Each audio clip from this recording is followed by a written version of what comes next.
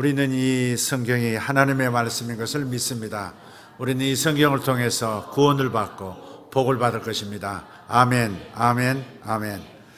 우리에게 구원과 은혜를 주시는 하나님의 말씀, 요한복음 1장 43절부터 마지막 51절입니다. 찾으신 것으로 알고 함께 읽도록 하겠습니다. 이튿날 예수께서 갈릴리로 나가려 하시다가 빌립을 만나 이르시되 나를 따르라 하시니 빌립은 안드레와 베드로와 한 동네 베세다 사람이라. 빌립이 나다나엘을 찾아 이르되 모세가 율법에 기록하였고 여러 선지자가 기록한 그 일을 우리가 만났으니 요셉의 아들 나사렛 예수니라. 나다나엘이 이르되 나사렛에서 무슨 선한 것이 날 수 있느냐?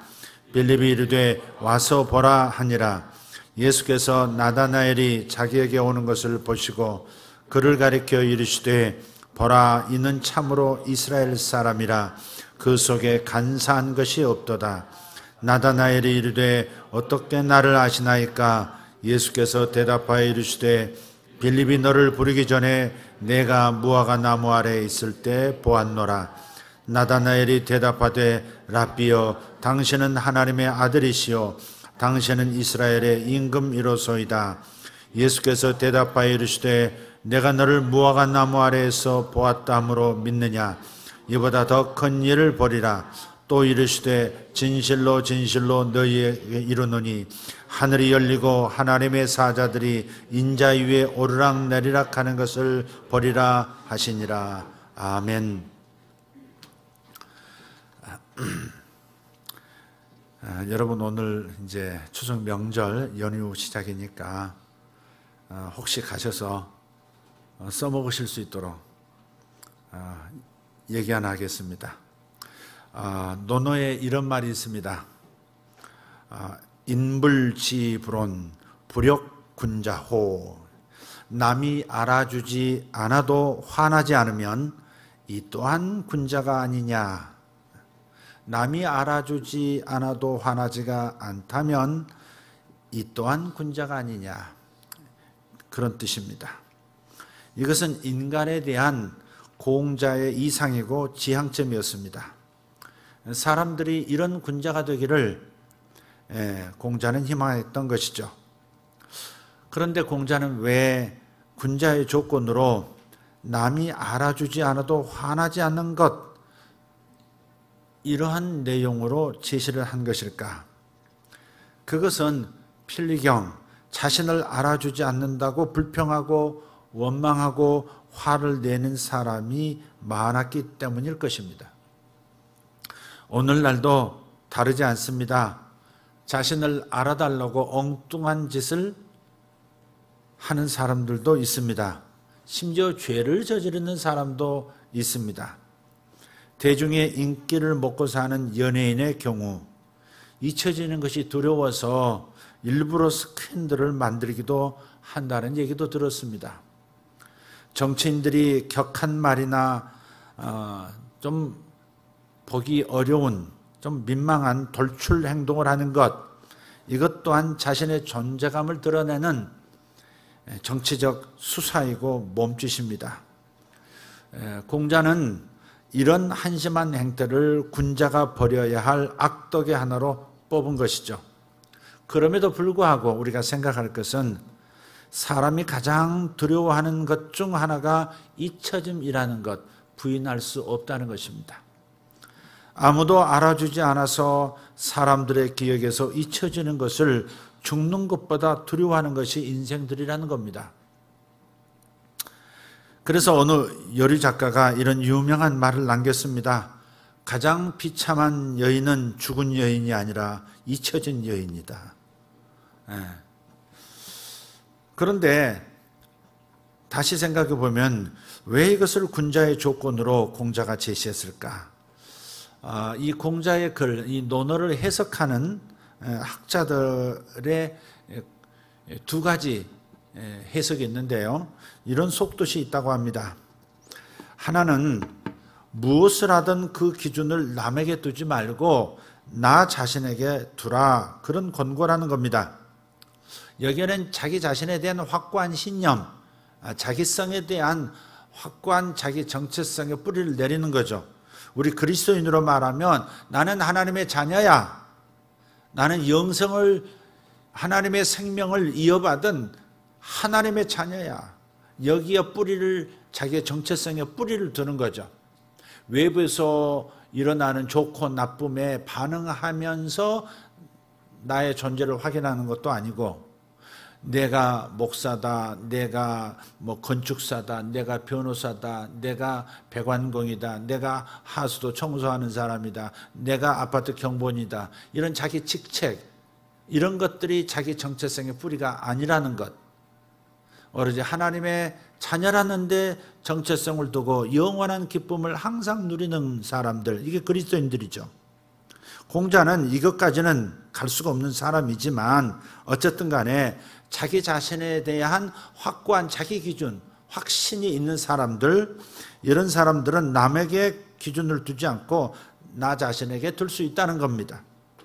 그래서 남의 평가나 남의 알아줌 여부에 자기의 기분이 좌우되지 않는 거예요. 그러니 화날 여지도 없고 화는커녕 소신껏 살게 되는 겁니다. 그러므로 무엇을 하든 그 기준을 남에게 두지 않고 자신에게 두고 소신껏 사는 사람이 군자라는 겁니다. 이것이 첫 번째 해석이에요. 사실 자존감이 낮은 사람일수록 다른 사람의 평가에 민감합니다. 자존감이 강한 사람, 건강한 사람은 남의 평가 그다지 자기 마음을 움직이지 않습니다. 참고하고 끝냅니다. 사실은 자존감이 낮은 사람 얘기하면 제 자신이 과거에 그랬었던 사람입니다. 다른 사람의 평가에, 다른 사람이 나를 어떻게 생각할까에 굉장히 민감했던 사람, 그래서 힘든 날들이 많았던 사람이 저였습니다. 하나님의 은혜로 제가 지금 서 있는 겁니다. 공자의 이 말에 대한, 군자의 조건에 대한 다른 해석 하나는 서로 알아주지 않는 안타까운 현실을 공자가 지금 탄식하는 것이었다, 이렇게 해석하는 겁니다.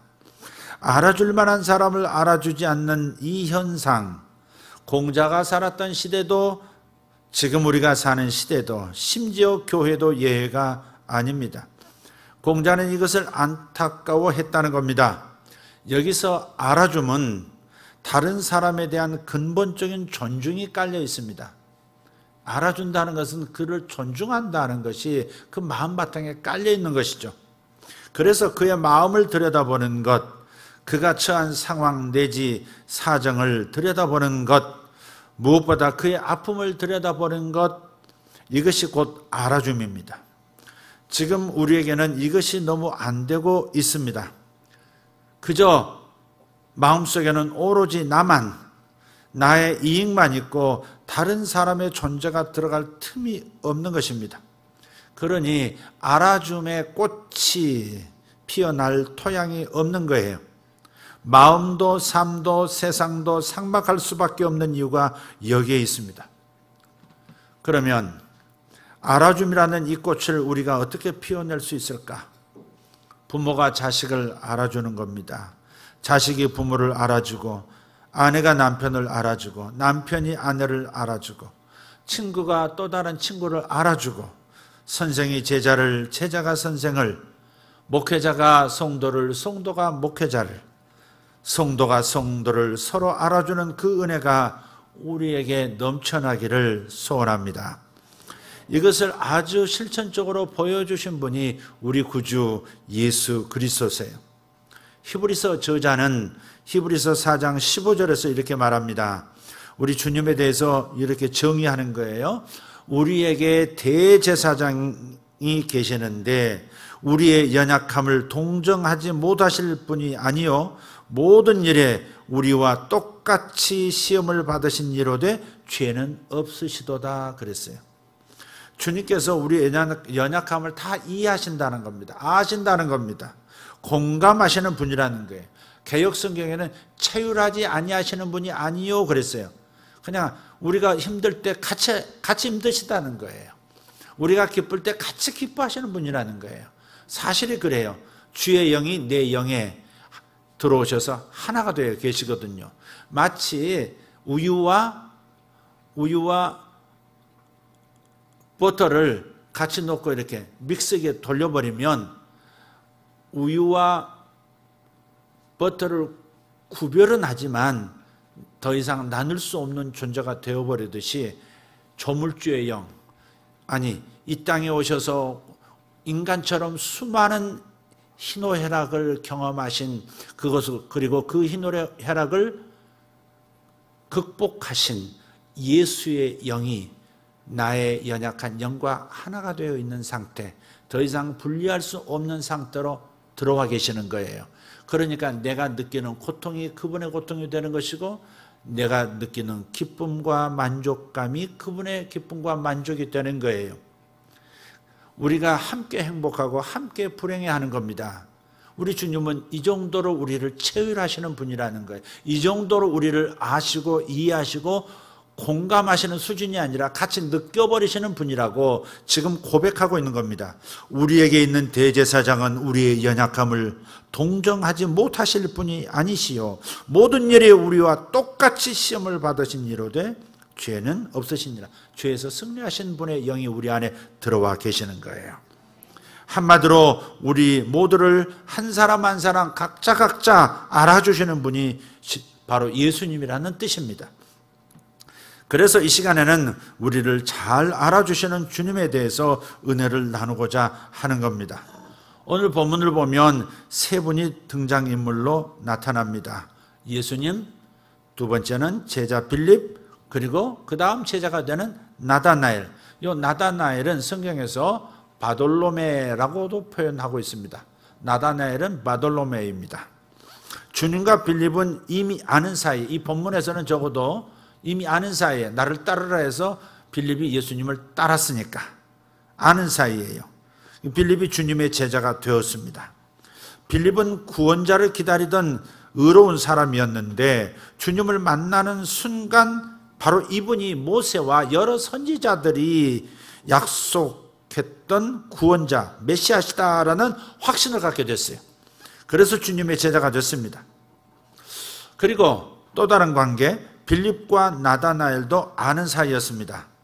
그들은 갈릴리 베스다에서 같이 나고 자란 친구였습니다. 아마 건너편에 근처에 사는 베드로와 안드레와 야고보와 요한도 이미 알고 있는 사이였어요. 그렇지만 주님과 나다나엘은 만난 적이 없습니다. 그런데 먼저 주님의 제자가 된 빌립이 친구 나다나엘을 찾아가서 주님을 소개했습니다. 역시 나다나엘도 구원자를 기다리고 있었던 사람. 그래서 빌립은 기다리는 그 메시아를 내가 만났다고 45절에 빌립에게 얘기를 해요. 하지만 그분이 요셉의 아들 나사렛 예수라는 그 빌립의 말에 크게 실망해서 비웃듯이 말합니다. 분당이라면 모를까 나사렛에서 무슨 선한 것이 날 수 있느냐, 그렇게 반응을 한 거예요. 성경 말씀이 그렇게 즐거우십니까? 경건한 유대인이라면 누구나 구원자가 베들레헴에서 난다는 것은 다 아는 사실, 예언이 돼 있거든요. 미가서에 유대 땅 베들레헴에서, 저 남쪽 유대 땅 베들레헴에서 메시아가 태어난다, 이게 예언되어 있단 말이에요. 그러니까 모든 성경을 아는 경건한 유대인이면 전부 베들레헴이라고, 저 아래쪽이라고 하지, 저 북쪽 갈릴리, 그것도 가난한 정말 좀 천한 직분을 가진 사람이 많이 살던 나사렛 동네에서 그 출신 메시아라고 하니까 안 믿어지는 거예요. 그래서 이렇게 말을 한 겁니다. 나사렛에서 무슨 선한 것이 날 수 있느냐, 그 사람 아닐 거야, 너 지금 속은 거야, 그렇게 지금 말한 거예요. 자, 하지만 빌립 역시 물러서지 않고 그를 잡아 끌면서 이렇게 얘기합니다. 그러면 가서 직접 확인해 보자. 그래서 주님 앞으로 데리고 간 거예요. 이게 이런 게 전도입니다. 빌립의 태도는 전도의 좋은 모범이 되고 있어요. 빌립이 친구 나다나엘을 찾아간 것처럼 전도라고 하는 것은 가까운 사람에게 먼저 전하는 겁니다. 동의하십니까? 가까운 사람은 열려있는 관계잖아요. 열려있는 관계, 믿을 수 있는 관계의 말은 또 듣거든요. 자, 그래서 빌립이 메시아를 만났다고 말한 것처럼 전도는 내가 주님을 만난 경험을 나누는 겁니다. 나다나엘이 회의를 품자 직접 확인해 보라고 주님께 초청했던 것처럼 전도는 그가 직접 주님을 만날 수 있도록 주님께로 데리고 가는 겁니다. 그 다음은 주님이 책임지시는 거예요. 할렐루야. 여러분, 일단 여러분이 간증을 하고 한번 가보자. 설득을 못 하겠거든. 그냥 한번 가보자. 그의 마음을 못 열겠거든. 일단 올 수 있을 정도의 마음문은 열어서 감동을 줘서 데리고 오면 되는 거예요. 그러면 주님이 그 다음 선택한 이들에 대해서 주님이 하실 일을 하시는 겁니다. 가장 중요한 것은 반대에 부딪혀도 포기하지 않고 끝까지 열정을 보이는 이 빌립의 태도입니다. 우리도 그것을 본받아야겠죠. 이렇게 빌립의 초청으로 주님께 나온 나다나엘은 자신이 가졌던 생각이 틀렸다는 사실을 곧바로 깨닫게 됩니다. 주님 만나면 내 생각 틀렸구나. 그걸 금세 알게 돼 있다 이 말이에요. 주님에 대한 생각이 완전히 바뀌게 되었습니다. 잘 바뀌지 않는 게 사람인데 어떻게 한순간에 이렇게 바뀐 것일까? 답은 뭡니까? 그것은 주님이 자신을 알아주신 것 때문에 그런 겁니다. 아, 주님이 나를 알아주셨다. 이거예요. 나다나엘을 보시고 주님께서 대뜸 이렇게 말씀하셨죠. 보라, 47절, 보라, 이는 참으로 이스라엘 사람이라 그 속에 간사한 것이 없도다. 자기 입장이나 유익을 위해서 거짓을 말하지 않는, 쉽게 흔들리지 않는, 소신이 분명한, 그러면서도 열린 마음을 가진 신실한 사람이라는 뜻입니다. 그 속에 간사한 것이 없다. 참된 이스라엘 사람이다. 여기에 담긴 뜻이 이거예요. 이것이 나다나엘에 대한 주님의 평가였고 칭찬이었고 알아줌입니다. 이에 나다나엘이 깜짝 놀라면서 이렇게 말하죠. 어떻게 저를 아십니까? 어떻게 저를 아십니까? 주님은 대답하세요. 빌립이 너를 부르기 전에 내가 무화과 나무 아래 있을 때 보았노라. 빌립이 지금 나다나엘을 만나기 직전에 무화과 나무 아래서 기도하고 있었던 모양이에요. 무화과 나무는 원래 평화를 뜻하는 나무인데요. 잎이 무성하고 그늘이 많아서 그 아래 앉아 기도하는 것이 유대인들의 관습이었거든요. 너 기도하고 있었지? 기도하고 돌아오다가 빌립 만났지? 지금 조금 전에 있었던 일을 주님께서 아시는 거예요. 그래서 빌립의 말을 보아 나다나엘이 역시 무화과 나무 아래서 구원자를 기다리면서 이스라엘을 위해서 기도하고 있었던 것이 분명합니다. 그런데 주님께서 그의 이런 심중을 꿰뚫어 보시고 그를 참된 이스라엘 사람, 거짓이 없는 사람이라고 말씀하신 겁니다. 그래서 나다나엘은 이렇게 자신을 이해하시고 알아보시고 알아주시는 주님께 온몸으로 고백하는 거예요. 랍비여, 당신은 하나님의 아들이시오, 당신은 이스라엘의 임금이로소이다. 할렐루야. 우리도 이렇게 고백한 거 아니겠습니까? 네. 주님께 대한 이런 놀라운 신앙 고백은 나다나엘이 사실 처음입니다. 하나님의 아들이시라고, 인간을 하나님의 아들이라고 고백하고 당신이 바로 이스라엘의 임금이라고 고백하는 참 놀라운 신앙 고백이죠. 이 알아준다고 하는 것이 이런 놀라운 사건을 만들어내는 겁니다. 그는 변화되었고 주님의 제자가 되었고 일생을 그분을 위해서 사는, 그분을 변호하는 남자가 된 겁니다. 사마천의 자객 열전에 나오는 이야기입니다.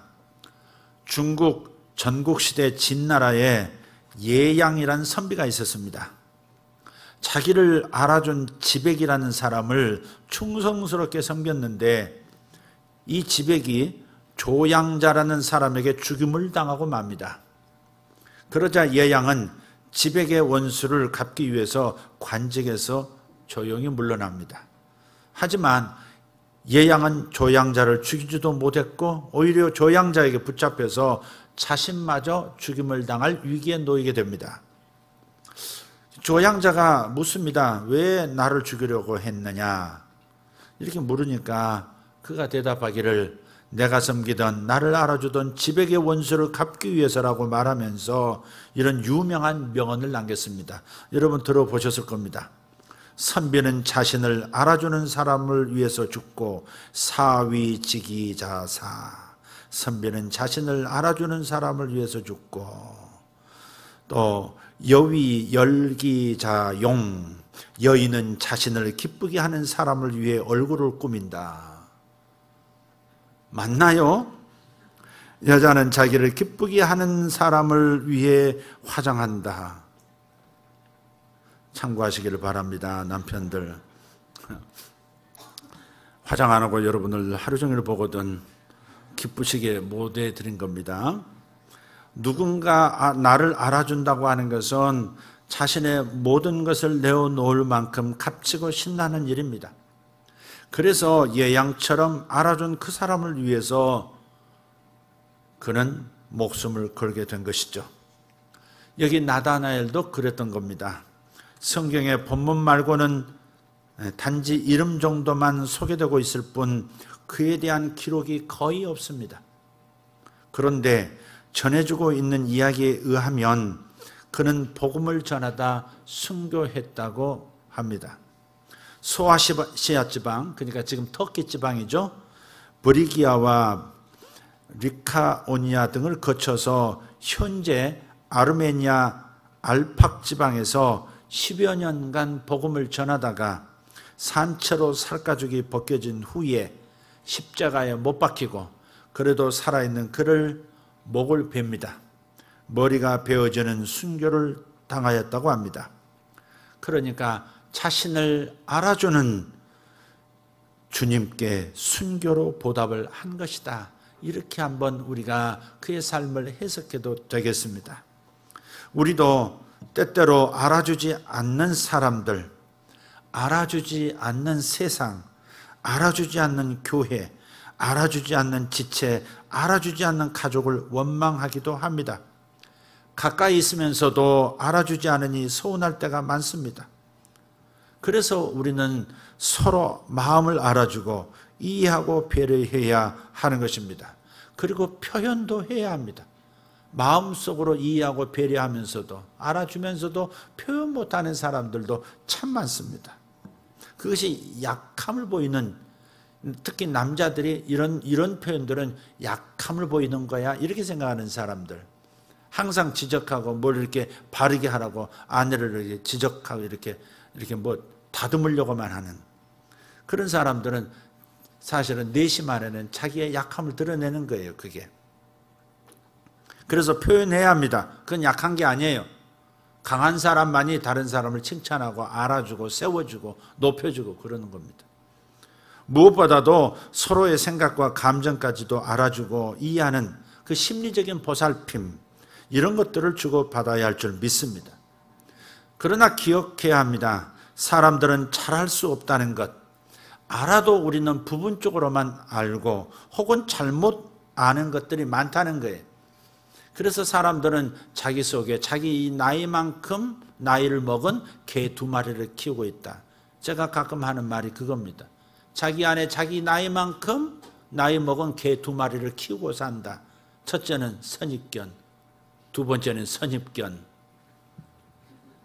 그게 왜 개냐고 그러시면 우리 당황스럽습니다.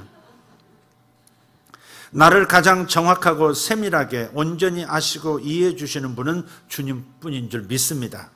그래서 우리 믿음의 사람들은 주님이 하시면 좋하리 이렇게 생각을 하는 거예요. 사람들에게 기대지 않고 주님만 바라보면서 잘 알아주시는 주님을 위해서 살았습니다. 믿음의 사람들은 그렇게 살았어요. 살면서 남들이 나를 알아주지 않는다고 불평하거나 화를 낼 것은 아닙니다. 사실은 오히려 내가 남을 알아주고 이해해주고 배려해주지 못한 것을 염려해야 합니다. 나는 왜 이렇게 살까? 왜 나는 받으려고만 하면서 살까? 왜 나는 이해받기만 원할까? 이해받기보다는 이해해주는 삶이 아름다울진데 나는 왜 이렇게 이해받기만을 바라면서 섭섭해하고 불평해하고 원망하고 탓하면서 사는 것일까? 이걸 염려해야 되는 것이죠. 역지사지라 그렇게 생각해 보면 내가 남을 더 알아주는 사람이 되는 것입니다. 무엇보다 나보다 나를 더 잘 알아주시는 주님만 바라보면서 나다나엘처럼 그 주님을 위해서 뜨겁게 헌신하실 수 있는 저와 여러분 되기를 축복합니다. 또 주님께 이런 사랑을 받고 있는 사람으로서 참고해야 할 성경 구절이 하나 있는데요. 고린도후서 16장 17절 18절에 이렇게 결론을 맺고 있습니다. 이런 사람들을 알아주라 그러셨어요. 아무개가 있는데 이 사람들이 고린도에 왔다. 그런데 너희들은 이런 사람들을 알아주라. 이 사람들은 내 마음을 시원하게 했고 너희 교회를 시원하게 했느니라 그랬어요. 그래서 바울의 마음을 그리고 교회를 시원케 하는 사람을 주님은 알아주라고 하신 거예요. 저 역시 바울의 말에 크게 공감합니다. 목회자인 저의 마음을 시원케 해주는 분들이 있습니다. 그리고 교회를 시원케 하시는 분들도 있습니다. 예. 그런 성도들을 저는 잊을 수가 없어요. 정말 시원케 하시는 분들, 무언가 시원케 하시는 분들, 이런 분들은 저절로 기도해서 하나님께 올려지게 되죠. 여러분, 이번 추석 명절 연휴입니다. 만나는 모든 식구들 알아주는 여러분 되시기를 축복합니다. 알아주기를 바라지 말고 알아주는 분들 되기로 오늘 결정하셔야 시험 들지도 않고 힘들지도 않고 기쁘게 다녀올 수 있습니다. 아멘? 네, 알아주는 분들이 되세요. 특별히 무촌을 알아주세요. 자식은 일촌, 부모 일촌, 무촌이 누굽니까? 예, 옆에 있는 바로 그 남자, 그 여자입니다. 네. 왜 무촌입니까? 이미 하나이기 때문에 무촌입니다. 그러나 세상에서는 그렇게 말하지 않습니다. 님이라는 글자에 점 하나만 찍으면 남이 되기 때문에 그래서 촌수가 아예 없는 겁니다. 남입니다. 남이 아니라 무촌입니다. 무촌. 그러나 여러분은 올해 꼭 여러분 남편이 내 편이라는 확신을 가지고 돌아오시기를 바라고 남편이 나 그대에게 그대 편이라는 것을 확신시켜주고 오는 남자들 되기를 바랍니다. 명절 이후에 이혼율이 높답니다. 정말에 명절 이후 이혼율이 높대요. 예. 명절 전까지 또 어른들 안 돌아가신대요. 명절 뒤에 돌아가신대요. 그러니까 알아주시고 오셔야 돼요. 예. 알아주고 오셔야 돼요. 기분 좋게 해드리고 오셔야 돼요.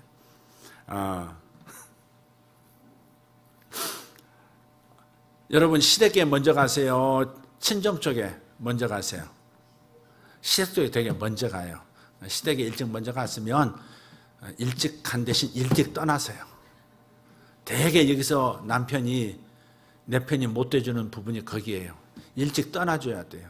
일찍 왔으니까 일찍 떠나는 거 명분섭니다. 그러니까 일찍 친정으로 쪽으로 가시면 되겠어요. 친정 쪽에 먼저 갔으면 또 일찍 떠나시면 되는 거예요. 그렇게 해서 좀 배려를 하고 그렇게 편안하게 만들어주는 거 아주 좋다고 생각해요. 남자들 특별히 설거지로 교회에서 거의 한 달에 한 번씩 이 훈련을 받았고 무장이 단단히 돼 있으므로 이번에 가셔서 일단 밥 많이 잡수시고 배부르게 성경은 첫 자를 항상 넣습니다. 항상 잡수시고 얼떨 팔뚝 걷고 먼저 가서 남자가 설거지하고 그렇게 하면 좋을 것 같아요. 밥 차리는 건 여자가 하는데 설거지까지 여자가 하게 하지 말고 남자들이 먼저 가서 형님이 먼저 가고 아우가 먼저 가서 하면 다 남자들 들러붙을 거 아니에요. 그렇게 해서 남자들 오늘 합시다 이렇게 몰아가지고 설거지 딱 해주고 그러면 기분 왔다 됐어요. 그렇게 해서 그렇게 내 편을 삼아 내 편임을 확인시켜 주는 거예요. 거기 가서 또 형수하는 걸 본받으라고 그런 소리나 재수없는 소리나 해대고 재수 씨가 잘하느니 뭐 이런 소리에서 완전히 그냥 도장 확 찍어버리고 싶은 마음 이르게 하지 말고 이번에 가서는 아주 그냥 망가지시기를 바라요. 남자들이 특히 많이 망가져 주세요. 시댁에 가서는 남자들이 망가져 주시고요. 친정에 가서는 여자들이 망가져 주시고 그렇게 하셔야 돼요. 아멘? 꼭 시누이 미운 시누이 하나씩 꼭 있잖아. 진상 고객들 한 번씩 있잖아요. 그래도 그때도 알아주면 달라져요. 그래가지고 까딱서 기분 확 얼굴 변하고 그러지 말고 알아주라고. 어머님이 저를 이렇게 이뻐하시는 것은 신우가 저를 말을 잘해주셔서 그런 거잖아요. 그거 알고 있어요. 이렇게 해서 좀 기분 좋게 해주고 알아주고 그거 얼마나 좋겠어요. 지금도 인상 쓰는 분은 하기 싫다는 것 같은데, 예. 그 조카들 돈 주고 막 그럴 때 어머니, 아버지 용돈 드릴 때 자기가 하는 거 아니에요. 속 없는 사람들 꼭 자기가 한대요. 어머니 뭐 이러면서. 그럴 때 어쩌다가 한번 가고 어쩌다 한번 드리는 건데 그건 아내가 하게 해야지. 시어머니, 자기 어머니는 아내가 용돈 드리게 하고 저 시댁 조카들 뭐 돈 줄 일 있으면 당신이 하나씩 줘. 이렇게 해서 넘겨주고 또 친정에 가서는 또 속없이 딸이라고 엄마 이거 써 그러지 말고 남편이 사위가 하게 만들고 그게 얼마나 좋습니까? 그런 게 알아주는 거고 그런 게 배려잖아요. 그 작은 거 하나가 우리 마음을 훈훈하게 하고 팍팍한 인생살이 여기서 다시 힘먹고 돌아오고 그런 거 아니겠어요? 사실 아내가 스트레스 받으면요 그거 고스란히 그대에게 옵니다. 안 그렇습니까? 벌써 그 파장할 때부터 이제 떠날 때부터 얼굴이 변해 있어요. 빨리 일어나자고 그렇게 얘기했건만 TV 보고 죽치고 앉아가지고 계속 그러다 오후에 떠나는 그때 불나게 만드는 남자들 없어지기를 바라옵나이다. 그래서 여러분 서로 그렇게 알아주고 서로 배려해서 돌아올 때는 그냥 스트레스 덮어쓰고 그렇게 돌아오지 않도록 여러분 승리할 수 있는 기질이 여러분 안에 있습니다. 아멘입니까? 주의 영이 내 안에 들어오셔서 주님의 모든 성품이 내 성품이 되어 있기 때문에 여러분 죄 지을 확률보다는 의롭게 살 확률이 훨씬 더 높아요. 죄를 지어도 고민하는 까닭은 그래서 그러는 거예요. 어떤 분들은 그래요. 내가 구원받았는지 구원 못 받았는지 확신이 안 선다고. 제가 여러분 구원받았는지 안 받았는지 확실하게 알려드릴까요? 자기 진단이 가능해요. 내가 구원받은 사람인지 아닌지 확실히 알 수 있어요. 직장에 가서 한번 보세요. 예수 믿는 사람 빼고 나머지 전부 보세요. 그 중에 단 한 사람이라도 내가 구원받았는지 못 받았는지 고민한 사람 있는지 없습니다. 불신자는 절대 내가 구원받았을까 못 받았을까 절대 생각하지 않습니다. 내가 구원받았는지 못 받았는지 고민이 된다. 내 하는 꼴을 봐서 그런 사람은 그런 고민이 있다는 자체가 그 안에 예수의 영이 있는 거예요. 새로운 본성이 주님 뜻대로 못 사는 근심을 낳는 거거든요. 그러니까 여러분 그런 고민 있는 분은 구원받았습니다. 화끈한 경험 안 했어도 당신 구원받았습니다. 아멘 합시다. 예, 그래서 이번에는 하여간 그렇게 이렇게 전부 이렇게 알아주면 달라진다는 걸 꼭 기억하고, 하여간 시어머님도 장모님도 또 신우도 전부 달라지게 하고 돌아오는 여러분 됐으면 좋겠어요. 여러분 승리할 수 있습니다. 승리하신 예수님께서 인간의 모든 연약함, 죄와 나쁜 성격, 세상의 여러 가지 불공정함 때문에 악평이 나올 수밖에 없는, 원망이 나올 수밖에 없는 그 세상 속에서 전혀 죄짓지 않고 끝끝내 승리하시고만 끝끝내 사랑과 온유를 잃지 않으셨던 바로 그분의 영이 여러분 안에 계시기 때문에 여러분도 그렇게 살 수 있다 이 말이죠. 주님을 믿으세요. 여러분은 알 수 없지만 여러분 안에 계신 주님께서 좋은 성품을 나타내고 주님의 성품이 나타나서 여러분을 승리자로 만들어주시고 주님께 영광 돌리게 할 것입니다.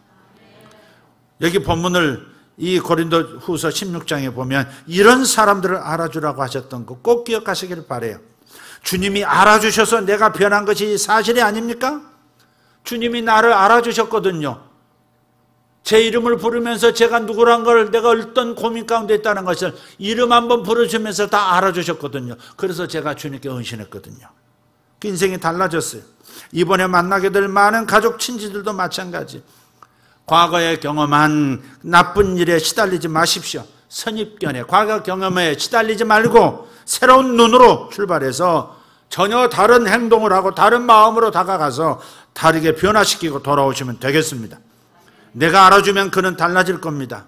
작은 시원함에도 감사하고 그들을 알아줌으로 하나님께 영광 돌리는 일들이 이번 추석 명절에 많기를 예수 이름으로 축복합니다. 축복합니다. 한번 옆에 분에게 주먹을 가지고 조폭들이 하는 인사, 주먹 대 주먹. 알아주면 달라진다. 시작. 예, 알아주면 달라집니다. 앞뒤로도 하십시다. 알아주면 달라진다. 예, 알아주시길 바랍니다. 오늘 나가시면서 저도 알아주시기를 부탁합니다. 기도하겠습니다. 하나님 감사합니다. 오늘 추석 명절을 앞두고 주일, 주님 나를 변화시켜 주신, 나를 알아주심으로 내가 변하게 되어진 이 귀한 인생, 오늘 우리가 주님의 제사장으로서 세상과 주님 사이를 화목시키는 자로서 오늘 파송받습니다. 아버지 하나님, 친지 가족들에게 예수 이름을 가진 제사장으로 이들을 파송하오니 알아줌의 능력으로 사람을 변화시키는, 달라지게 만들고 돌아오는 승리자들 되게 하여 주시옵소서. 예수님의 이름으로 축복하며 기도하옵나이다. 아멘.